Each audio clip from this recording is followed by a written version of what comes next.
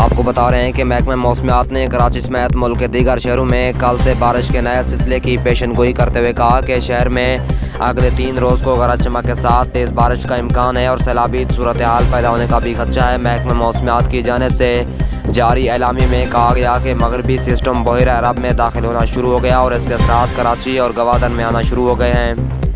बयान किया गया कि 2019 के बाद ये अब तक का सबसे ताकतवर सिस्टम बनने का इम्कान है। इस सिस्टम का फैलाव भी बहुत ज़्यादा होगा, जिससे कराची समेत सिंध भर में शदीद बारिशों का इम्कान है। समाजी राब्ते की वेबसाइट ट्विटर पर जारी बयान में कहा गया कि 27 अप्रैल को शाम या रात से 3 मई के दौरान सिंध के मुख्तलिफ शहरों में कराची, हैदराबाद, ठट्ठा, बदीन, मीरपुर खास, सखर, लाड़काना, जैकमाबाद, दाऊद शहर, बेनज़ीराबाद, सांगड़, खैरपुर, उमरकोट, थरपारकर, मठियारी, टंडूजाम और जामशोरों में गरज चमक के साथ बारिश और चंद मकामात पर मूसलाधार बारिश और याराबारी मुतवक्की है।